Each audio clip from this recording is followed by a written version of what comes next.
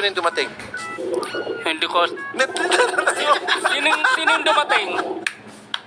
Sino yung dumating dyan? Wala pang dumating. Oh, wala naman daw.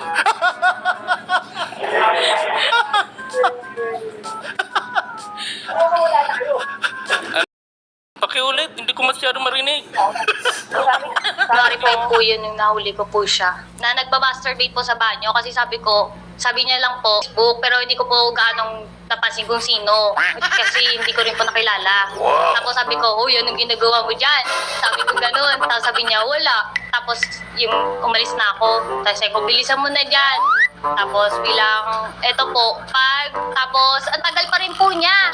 Sabi ko, sinisilip ko siya. Doon ko na po nahuli na naggaganon po siya. Tapos bilang, sabi ko po sa kanya, ba't ang tagal-tagal mo dyan na, ano pa, gato, salsal pa. Tapos sabi niya, oo, nagsalsal ako. Sabi niya kung gano'n sa akin.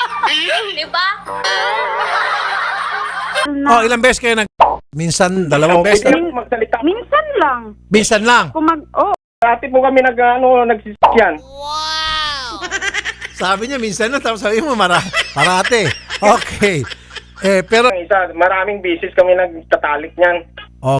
Yung ilong ko pagkatangos, dito sa palapad eh.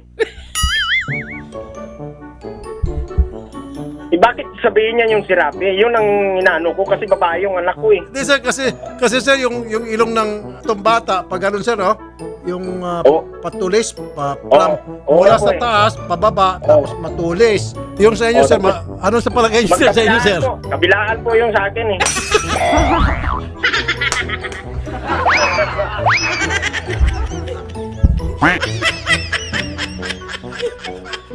Ano yung sabihin po kabilaan? Ano yan? Kabilaan yung pagkataas yan sa akin. Bibig po ng bata, maliit.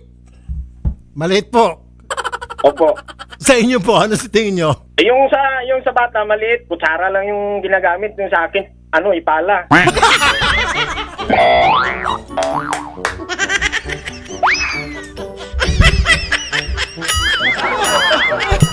Ayoko. Bakit niya sinasabi yung sa akin? Yun ang inaano ko.